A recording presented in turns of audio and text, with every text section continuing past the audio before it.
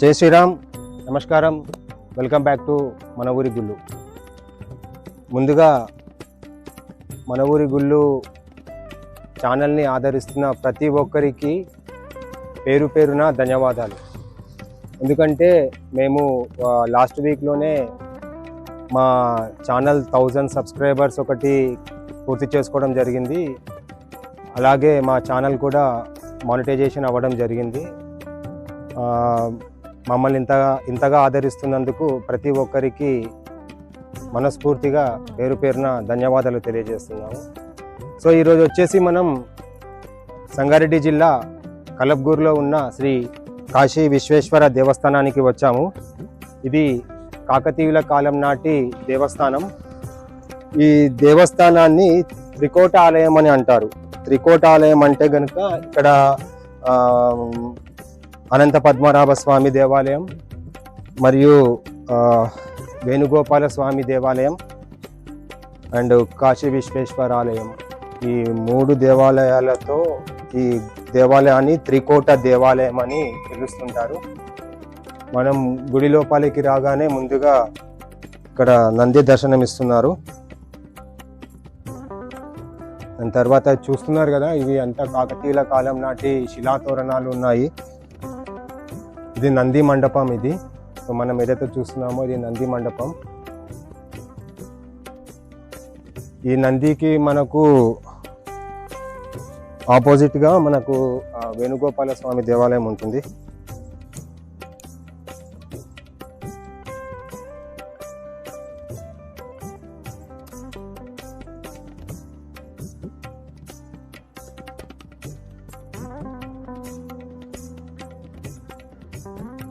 ఇక్కడే మనకు త్రికోట ఆలయం అనేది ఇక్కడే ఉంటుంది. ఇక్కడ మనము ఇప్పుడు ఏదైతే చూస్తున్నామో ఇది కాశీ విశ్వేశ్వర ఆలయం.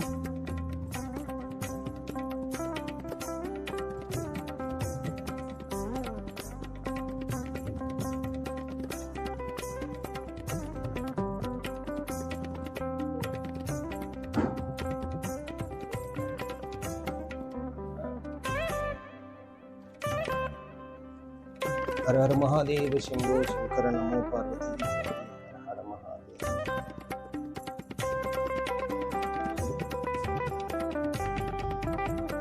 కాశీ విశ్వేశ్వరాలయం పక్కనే మనకు అనంత పద్మనాభ స్వామి దర్శనమిస్తారు. అనంత దేవేశ అనంత ఫలదాయక అనంత దుఃఖనాశాయ అనంతాయ నమో నమః. ఇది అనంత పద్మనాభ స్వామి దేవాలయం.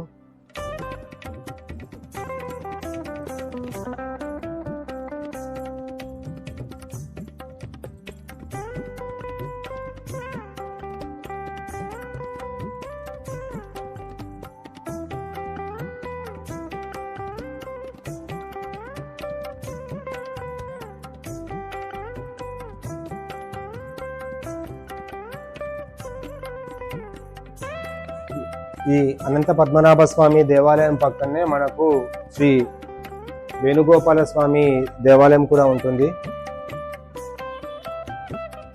కృష్ణాయ వాసుదేవాయ హరయే పరమాత్మనే ప్రణత క్లేశనాశాయ గోవిందాయ నమో నమః. కృష్ణం వందే జగద్గురు. ఓం నమో భగవతే వాసుదేవాయ.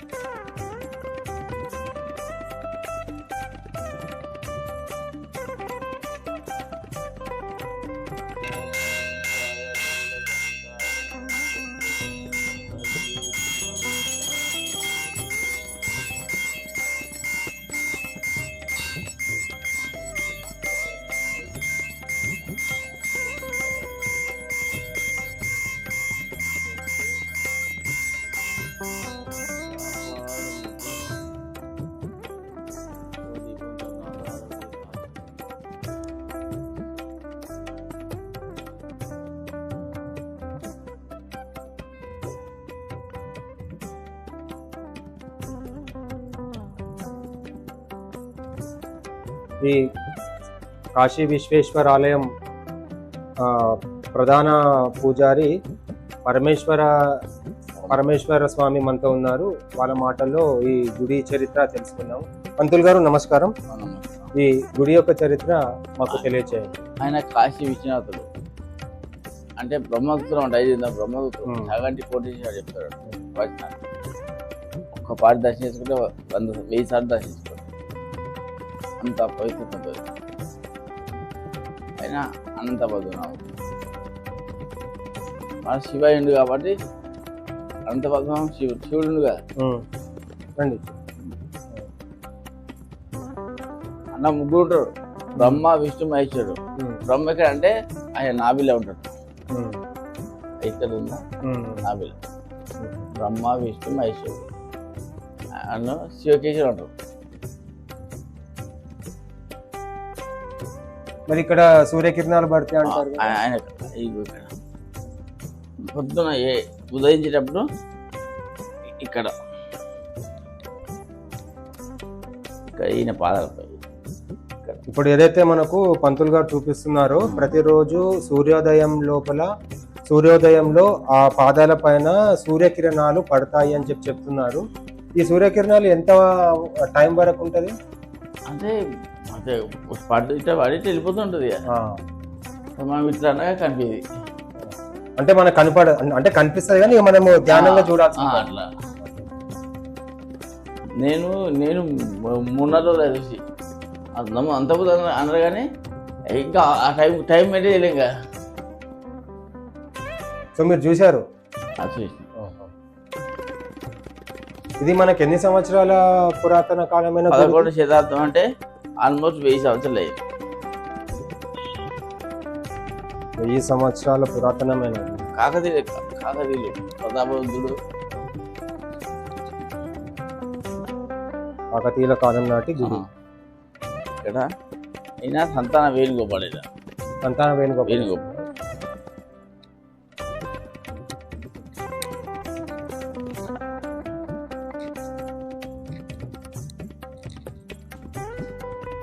సంతాన వేణుగోపాల్ ఆయనకే చెట్టుకోవాలి.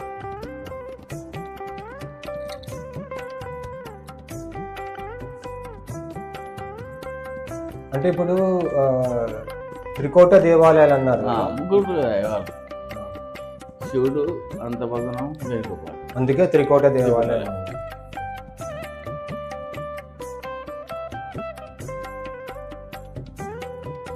ఈ మంచి నేను అనుభవించేయడా సంతానం లేకపోతే ఓకే. సంతానం లేకపోతే అంటే సంతానానికి ఏమన్నా ప్రత్యేకంగా పూజలు? శుక్రవారం అంటే 40 వారాలు తిరగాలి. ఇది నీకు రిజల్ట్ 40 వారాలు తిరిగితే అంటే మీరు ఏమేమి పూజలు అంటే సంతానం ఆయనకి సంతానం వేణుగోపాల్కి పూజ చేసుకుంటాయి. అభిషేకం చేస్తావా? అభిషేకం మరి 40 రోజులు నీ మనసుకి ఎట్లా మంచిగా అనిపించాక మంచి పెద్ద పూజ చేద్దాం, అభిషేకం చేసి మంచిగా.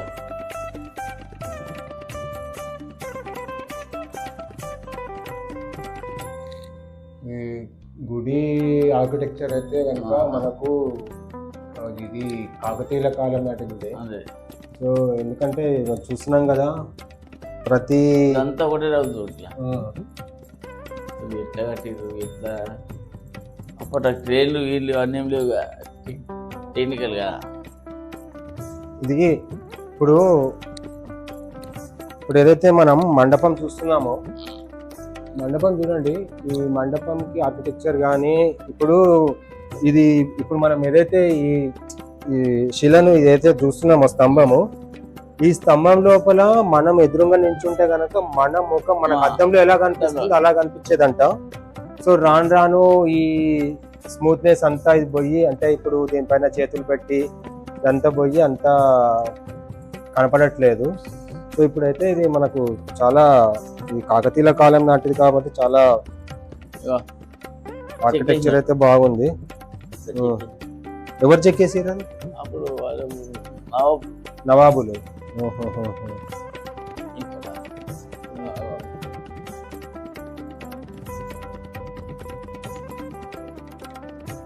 ఇంకా ఈ గుడి లోపల ఇంకా మనకు ఆ, ప్రత్యేకంగా పూజలు, జాతర.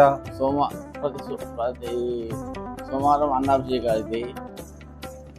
ప్రతి శివరాత్రికి అసలు ఆయన కనిపించినంత జనాలు ఉమ్.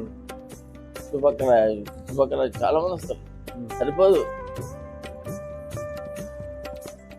శ్రీ కాశీ విశ్వేశ్వర దేవస్థానం ఇది కాకతీయుల కాలంలో ప్రతాపరుద్రుడు 10వ శతాబ్దం 11వ శతాబ్దం మధ్యకాలం లోపల ఈ ఆలయాన్ని నిర్మించినట్లుగా ఇక్కడ ఆనవాళ్ళని. ఇలాంటి శివాలయాలు మన దేశంలో చాలా తక్కువ ఉంటాయి. ఎందుకంటే హరిహరాదులు ఒకే దగ్గర ఉండి వాళ్ళు పూజలు అందుకునే దానికి వీలు లేకుండా ఉన్నటువంటి పరిస్థితి. శివాలయాలు వేరు, శైవాలయాలు వేరుగా ఉంటాయి. కానీ ఇక్కడ ఆ విధంగా కాకుండా అప్పటి ప్రతాపరుద్రుడు రాజులు కాకతీయులు నల్లగొండలో 1000 స్తంభాల గుడి కట్టినట్టుగా అదే ప్రాకారం లోపల ఇక్కడ కట్టిండ్రు. కాకపోతే దీనికి స్తంభాలు లేవు, ఆకారం మాత్రం ఒకటే ఉంది. దక్షిణ దిశ లోపల శివుడు ఉండి ఉత్తరానికి ప్రాణమట్టం ఉండి, ఇలాంటి ప్రాణమట్టం ఉత్తర దిశకు ఉండేటి చాలా అరుదుగా ఉంటాయి. ఎక్కడైనా కానీ శివునికి ప్రాణమట్టం ఉత్తర దిశలో మన మన తూర్పు దిశలో ఉండకుండా ఉత్తర దిశలో ఉంటాయి. ఇక్కడ మాత్రం తూర్పు దిశలో ఉంది. అదేవిధంగా ఎదురుగా తూర్పు దిశకు ముఖం చేసేసి పడమర దిశలో ఉన్నటువంటి హరిహరాదులు ఇద్దరు కలిసినటువంటి దేవాలయము. సాక్షాత్తు శ్రీమన్నారాయణ స్వామి ఇక్కడ త్రేతాయుగంలో దేవతలందరినీ రావణాసురుడు పట్టి పీడించేసేసి ముల్లోకాలని ఏకచక్రాధిపత్యంగా ఏలుతున్న సమయంన బ్రహ్మదేవుని దగ్గరికి దేవతలందరూ వెళ్ళి మొరబెట్టుకొని రావణాసురుని యొక్క భార్య నుండి కాపాడమని చెప్పేసి శ్రీమన్నారాయణను వేడుకున్నప్పుడు సాక్షాత్ నారాయణుడు తన సతి అయిన లక్ష్మీదేవికి మనము ఇక్కడ శివునికి అభిషేకం చేయాలి, మీరు పూజ పుష్పాలు సమకూర్చాలని చెప్పేసి ఆదేశించినప్పుడు ఆమె యొక్క వామహస్తం నుండి ఏకబిల్లం మహాబిల్లం త్రిదళం అనేటువంటి ఈ పత్రాలను తెచ్చి శ్రీమన్నారాయణకి ఇచ్చి అక్కడ అభిషేకం చేసి సాక్షాత్తు శివుడే వాళ్ళిద్దరికి ప్రత్యక్షమై వారి యొక్క కోరిక మేరకు అడగగానే ఇట్లా త్రేతాయుగంలో కూడా బలవంతులైనటువంటి ఈ రాక్షస సంహారం చేయాల్సింది ఉన్నది, దానికి మీ పూర్తి సహకారం కావాలి అని చెప్పేసి ఆయన సహాయం కోరినటువంటి సన్నివేశాన్ని ఇక్కడ మనకు ఆలయంలో ప్రత్యక్షంగా చూపిస్తున్నారు.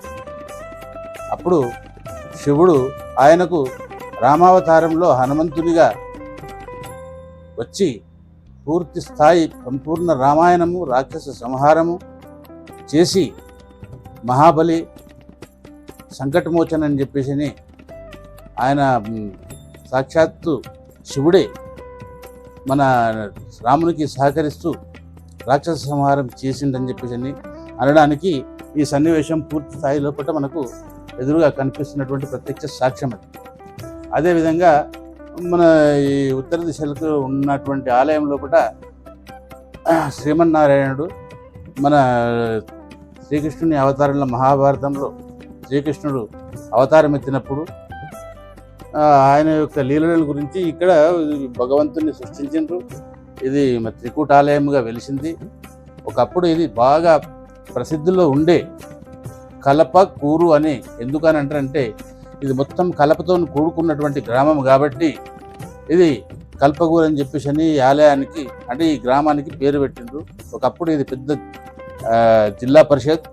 దీనికి సంగారెడ్డి కూడా ఒక మన ఆమ్లెట్ విలేజ్ ఉండే 1962లో మనకి ఇక్కడ మాంజరేయడం కట్టడంతో ఈ నది పరివాహక ప్రాంతంలో కూడా మొత్తం వాటర్ వచ్చేసేసి యువతల వాళ్ళ అవతల వాళ్ళ యువతల రాకుండా పోయింది.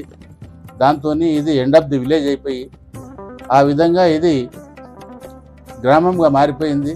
ఆ సంగారెడ్డి తాలూకాగా మారిపోయింది. ఇక దూరంగా ఉండి ఇది మనకు 400 సంవత్సరాలు కాకతీయుల మీద యుద్ధాలు చేసేసి మన తెలంగాణ ప్రాంతాన్ని పూర్తి స్థాయి లోపల తురుష్కులు స్వాధీనంలో చేసుకొని ఆలయాల విధ్వంసం చేస్తూ వచ్చినారు. దాంట్లో భాగంగా కూడా మనగిరి ఆలయాన్ని కొద్దిగా శిథిలావస్థకు చేర్చిండ్రు. ఆ తర్వాత బ్రాహ్మణులు ఇక్కడ 101 కడప ఉండేదట. మరి ఇప్పుడైతే ఒక్క కడప కూడా లేదు.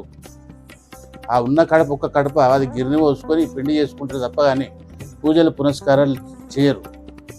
ఆ విధంగా వీళ్ళు బ్రాహ్మణ వ్యవస్థకు ఆలయం పూర్తి స్థాయి లోపల దూరమై మా గ్రామానికి సంబంధించినటువంటి బ్రాహ్మణులు పూర్తి స్థాయిలో భ్రష్టులు ఈ గ్రామం నుంచి వెళ్ళిపోయారు.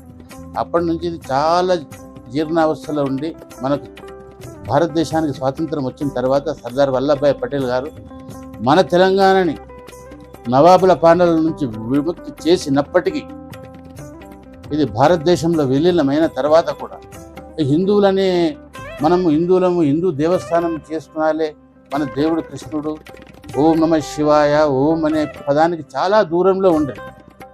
ఆ విధంగా ఉన్న సందర్భంలో కూడా అయోధ్యలో కూడా 1922లో కూడా శిలాన్యాసం జరిగింది. అది రాజీవ్ గాంధీ సహకారంతో.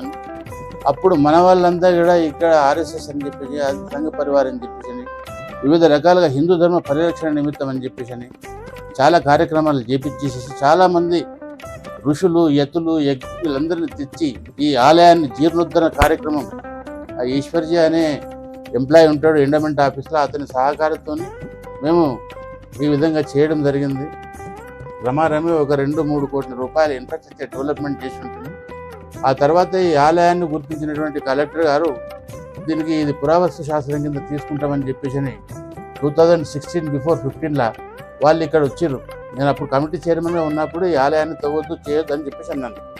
ఆ 3 కోట్ల రూపాయల ఇన్ఫ్రాస్ట్రక్చర్ అంతా డ్యామేజ్ చేసేసి భూమిని తీసేసి ఇది ఈ విధంగా ఉంటుంది అని చెప్పేసి అని హనుమకొండలో ఉన్నటువంటి మన 1000 స్తంభాల గుడి ఆకారంలో ఉంటుందని అంతా తీసేసి ఈ విధంగా చేసారు. నంది మండపానికి కొన్ని 1000 స్తంభాలు ఉంటాయి అని చెప్పి అనుకున్నారు, అనుకోని తీయడం జరిగింది. యాక్చువల్గా వాళ్ళు అనుకున్నది ఏంటంటే ఇక్కడ అనంత పద్మనాభ స్వామి ఉన్నాడు కాబట్టి ఏమన్నా నిధులు అవి ఇవి దొరుకుతాయేమన్న ఆలోచనతోని వాళ్ళు అంత దొబ్బిండ్రు. కానీ ఇక్కడ ఏం వెళ్ళడం లేదు.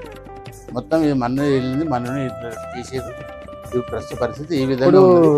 సూర్యోదయం లోపల సూర్యకిరణాలు ప్రతి సూర్యోదయానికి ఎక్కడైనా సరే ప్రతి సూర్యోదయానికి సూర్యుని యొక్క విధి ఏంటిదంటే శ్రీమన్నారాయణ పాదస్పర్శ చేసుకున్న తర్వాతనే ఉదయానికి ఆయన ఉపక్రమిస్తాడు. మొదటి కిరణాలు ఎక్కడ పడతాయా భారతదేశంలో మన కర్మభూమిలో అంటే శ్రీమన్నారాయణ పాదాలు. ఇక్కడే కాదు ఎక్కడున్నా కానీ శ్రీమన్నారాయణకి తప్పనిసరి రామాలయం ఉంటుంది. రామునికి ఇక్కడ ఈ అనంత పద్మనాభ స్వామి అంటే ఆయనకు వాళ్ళకు ఆయన ప్రతినిధి కాబట్టి పాలకుడు కాబట్టి ఆ విధంగా వాళ్ళు స్పర్శ చేసుకుని వాళ్ళ యొక్క దినచర్యని ప్రారంభిస్తారు అన్నట్టుగా మనకు ప్రతి సూర్యోదయం లోపల కూడా శ్రీమన్నారాయణ పాదాల మీద ఇక్కడ సూర్యకిరణాలు పడతాయి. అవి ప్రత్యక్షంగా చూసిన వాళ్ళు ఉన్నారు. మీరు ఎప్పుడైనా చూసారా? నేను చూసినాను, చాలాసార్లు చూసినాము. ఈ విధంగా జరుగుతుంది. ఇంట్లోకి వచ్చేసి అక్కడ ఆ విధంగా ఈ ఆలయము రోజు రోజుకు ఇక మనం అందరం ఇక్కడ ఉన్న చిన్న చిన్న ఎంప్లాయీస్ కార్యకర్తలు వాళ్ళు వీళ్ళు కలిసి జీర్ణోద్ధరణ చేపించడం ఈ కార్యక్రమాలు పెట్టుకుంటే హిందూ ధర్మం అనేది ఈ రోజు వరకు మేము ప్రజల్లోకి తీసుకుపోగలిగినాం. అంటే 1992 నుంచి ఇప్పటి వరకు మేము చేసిన కృషి ఇప్పుడు నిరంతరంగా చైన్ సిస్టంలో ఇప్పుడు ప్రజలు ఇక్కడ ఒక ఆలయం ఉంది, దీన్ని చూద్దాం, దీని యొక్క ప్రత్యేకత ఏంటి అని తెలుసుకుందామని చెప్పేసి వస్తూ ఉన్నారు, పోతూ ఉన్నారు. ప్రస్తుతం అయితే ఈ ఆలయము ప్రజా మనుగడ లోపల ఇక్కడ నుంచి ప్రతి గ్రామానికి చేరుకొని చాలామంది భక్తులు కూడా వాళ్ళకు తోచిన సమయంలో కూడా వచ్చి భగవద్ దర్శనం చేసుకొని తిరిగి వెళ్తూ ఉన్నారు. ఆ విధంగా మేము ఈ గ్రామానికి ప్లస్ ఈ ఆలయానికి ఎంతో కొంత కృషి చేయాలని చెప్పేసి ఇంకా మా లోపల సంకల్పం ఉన్నది. ఆ సంకల్పానికి భగవంతుడు సహకరించాలని చెప్పేసి మనసావాచ కర్మన కోరుకుంటున్నాను. ఇది వేణుగోపాల స్వామి గుడిలో గర్భగుడిలో మనకు నాణం వేస్తే గనక నీళ్ళ శబ్దం వస్తుంది అని చెప్పేసి కింద అంతా యాక్చువల్గా దాంట్లో ఏముందంటే కింద మొత్తం ఓపెన్ ప్లేస్లో ఉంది కాబట్టి నీళ్ళు అంటూ ఏం లేవు. కాకపోతే ఎవరైనా అక్కడ నిధిలాగా వేస్తే పైసా మీద పైసా పడితే ఏమంటే చిన్న మనిషి అప్పుడు వస్తుంది కదా, ఆ విధంగా వచ్చి ఉండవచ్చు. కానీ అలాంటివి కనుగులు విలుగులు ఇక్కడ ఉన్నటువంటి సంపదలు అయితే ఇక్కడ ఏమీ లేవు. అంటే ఇప్పుడు గర్భగుడిలో కింద నీళ్లు అలాంటివి ఏమి లేవు. గర్భగుడిలో గుళ్ళు ఏం లేవు కానీ ఈశాన్యంలో ఉన్నటువంటి అక్కడ మాకు ఒకటి కొలను ఉంది.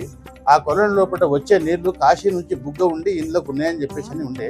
మా చిన్నతనం లోపల మేము ఏదైనా శరీరం చర్మ వ్యాధులు కానీ అవి ఇవి ఏదైనా వస్తే స్నానం చేస్తే మాత్రం ఇమ్మీడియట్గా మాకు రిలీఫ్ అయిపోయేది. అది వితౌట్ మెడిసిన్తోని ఆ వాటర్తోని మేము ఈ చర్మ వ్యాధులు తొలగిపోయి, అది వాస్తవం. ఇప్పుడు ఆ కొలంలో కూడా కొన్ని సొరంగ మార్గాలు ఉన్నాయి అని చెప్పేసి. సొరంగ మార్గాలు ఏం లేవు, సొరంగ మార్గాలు కావు. వాళ్ళు అప్పటి రాజులు వాళ్ళు అక్కడ తిరిగి వాళ్ళు స్నానం చేసుకొని తిరిగి అందులో నుంచి నీళ్లు తీసుకొని వచ్చేసేసి శివుడికి కానీ అభిషేకం చేసుకునేటట్టు ఆ సన్నివేశాలు అంతే. సొరంగాలు లేవు. సొరంగ మార్గాలు అంటే వేరు. సొరంగ మార్గాలు అంటే ఇక మళ్ళీ అవి లోపటి నుంచి ఎక్కడనో పోతాయి. అవి అలాంటివి అయితే ఏం లేవు. అలాంటివి అయితే ఏం లేవు. సొరంగాలు అయితే ఏం లేవు. ఇప్పుడు ప్రస్తుతానికి అయితే కొలంలో వాటర్ అయితే ఏం లేదు. మళ్ళీ మన కొలంలో వాటర్ లేకపోవడానికి కారణం ఏంటంటే చుట్టుపక్కల మొత్తం బోరింగ్ చేసేది కాబట్టి మొత్తం అన్ని గ్రౌండ్ వాటర్. మనకు మాంజిరా దగ్గరనే కదా ఉన్నది, మాంజిరా ఉన్నది కానీ అదేంటంటే ఉప్పు సముద్రం లాగా తయారైంది మాట. అది ఉన్నది, సముద్రం ఉన్నది కానీ తాగడానికి పనికిరానటువంటి పరిస్థితుల్లో కూడా అది ఉంది. మాకు ఒక వ్యవసాయానికి కూడా ఉపయోగపడే వాటర్ కాదు, అది తాగడానికి కూడా ఉపయోగం లేకుండా బోర్ వాటర్తోనే మేము ఇక్కడ కలిగి. వర్షాకాలం నిండుతుందా? వర్షాకాలం మాత్రం నిండుతుంది. వర్షాకాలం నుండి చలికాలం వరకు ఉంటుంది. ఎండాకాలం వరకు వచ్చేసరికి ఈ పరిస్థితి, దీనికి కూడా పరిస్థితి రాకుండా ఉండేది. బట్ ఏంటంటే అన్ని బోర్లు అయిపోయినాయి, మొత్తం గ్రౌండ్ వాటర్ అంతా తీసేసుకుంటుంది కాబట్టి దీంట్లోకి వెళ్ళి ఆ వాటర్ గ్రౌండ్లో వెళ్ళిపోతుంది. ఓకే అన్న, థ్యాంక్ యూ. ధన్యవాదాలు. ధన్యవాదాలు తమరికి.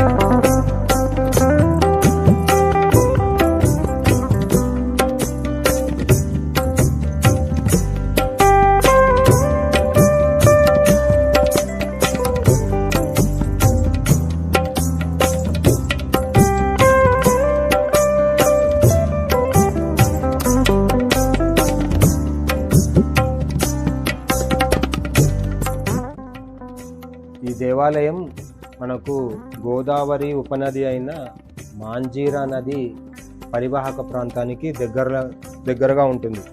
అంటే ఇక్కడ నుంచి మనకు ఒక 1/2 కిలోమీటర్ దూరంలో కలబ్గూర్ డ్యామ్ ఉంటుంది. అది మాంజీరా నది ప్రవహిస్తుంది, అక్కడికి దగ్గరగా ఉంటుంది. ఇది కల్పగూర్లో ఉన్న శ్రీ కాశీ విశ్వేశ్వర ఆలయం యొక్క చరిత్ర. ఈ గుడి ఏ విధంగా ఉంది అంటే మనకు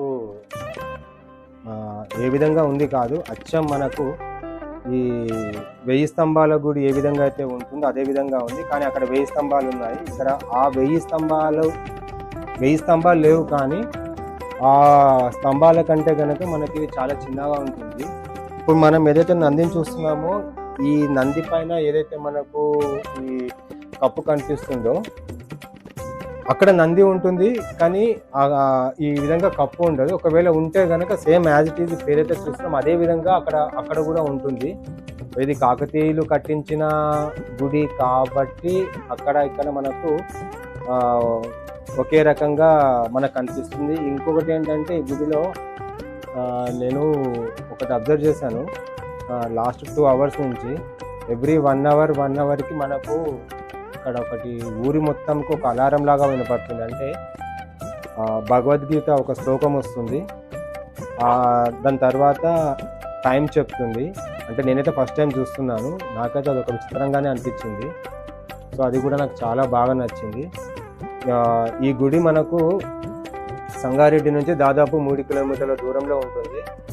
కానీ సంగారెడ్డికి వచ్చిన వాళ్ళు ఎవరైతే ఉన్నారో హైదరాబాద్ నుంచి కానీ, ఈ పక్కన ఈ సింగూర్ డ్యామ్, ఈ గల్బగూర్ డ్యామ్, ఇవేవైతే మనకు విజిట్ చేయడానికి వస్తారో తప్పకుండా ఈ ఆలయాన్ని కూడా మీరు దర్శించండి. ఎందుకంటే ఈ ఆలయం చాలా చాలా చాలా అయితే చాలా బాగుంది. మేము అయితే అసలుకి చూస్తున్నాం కదా, మాకైతే చాలా మంచిగా అనిపించింది. దయచేసి ఈ ఆలయాన్ని ప్రతి ఒక్కరు కూడా దర్శించుకోవాలని చెప్పేసి నేను మనస్ఫూర్తిగా కోరుకుంటున్నాను. అలాగే ఈ మన ఊరి గుళ్ళు యూట్యూబ్ ఛానల్ని లైక్ చేయండి, షేర్ చేయండి, సబ్స్క్రైబ్ చేయండి. మీ ఊర్లో కనుక ఇలాంటి పురాతన గుళ్ళు ఉంటే కామెంట్ బాక్స్లో కామెంట్ చేయండి. Thanks for watching. జై శ్రీరామ్. ధర్మో రక్షతి రక్షిత.